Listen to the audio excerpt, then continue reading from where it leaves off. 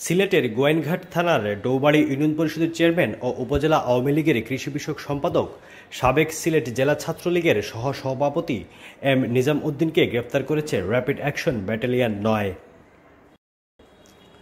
বৃহস্পতিবার দুপুর ১টায় সিলেট এয়ারপোর্ট থানা এলাকায় অভিযান চালিয়ে তাকে গ্রেপ্তার করা হয়। গ্রেপ্তারকৃত নিজাম উদ্দিন সিলেটের গোয়াইনঘাটের মৃত নূর মিয়ার ছেলে।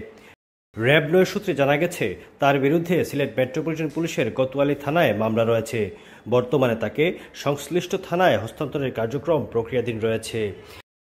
এছাড়া সুনামগঞ্জ জেলার ছাতক উপজেলার যুবলীগ সেক্রেটারি ও উত্তর খুরমা ইউনিয়ন চেয়ারম্যান বিল্লাল আহমদকেও এসএমপি সিলেট কোতোয়ালি থানাধীন এলাকা থেকে গ্রেফতার করা হয়েছে। গোপন সংবাদের ভিত্তিতে র্যাব ৯ এর অভিযান চালিয়ে বিল্লাল আহমদকে গ্রেফতার করে। তার বিরুদ্ধে এসএমপি শাহপরান থানায় একটি মামলা রয়েছে। গ্রেফতারকৃত আসামিকে সিলেট শাহপরান থানায় হস্তান্তর প্রক্রিয়া চলছে এবং মামলার অন্যান্য পলাতক আসামিদের গ্রেফতারের লক্ষ্যে র্যাবের অভিযান অব্যাহত রয়েছে। আবুল হাসনাত, DSM।